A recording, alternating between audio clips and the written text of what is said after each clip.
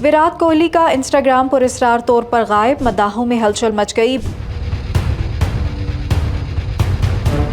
भारतीय cricket star Virat Kohli का Instagram account जुम्मे की शब अचानक गायब हो गया, जिससे सोशल मीडिया पर तशवीश और कयासराइयों का आगाज हुआ। दुनिया के मकबूल तरीन खिलाड़ी में शामिल कोहली की प्रोफाइल न नजर आने पर मद्दाह हैरान रह गए। इसी दौरान विराट कोहली के भाई विकास कोहली का इंस्टाग्राम अकाउंट भी गैर फॉल पाया गया। तहम हफ्ते की सुबह तकरीबन 8:30 बजे विराट कोहली का अकाउंट दोबारा बहाल हो गया, मगर इस आर्जी बंदिश की कोई बाज़ाब्ता वजह सामने नहीं आ सकी। वाक़े पर सोशल मीडिया पर मज़ाहिया रद्द-ए-अमल भी देखने में आया। कुछ मद्दाह अनुष्का शर्मा के इंस्टाग्राम पेज पर पहुंच गए, जहां एक तबसरा वायरल हुआ, भाभी भाई का अकाउंट कहां है। ये मामला जल्द ही मीम्स में बदल गया, जबकि मद्दाह अब भी इस पुरस्कार गुमशुदगी की असल वजह जानने के मुंतजर हैं। अपडेट्स के लिए देखते रहिए vnews.pk।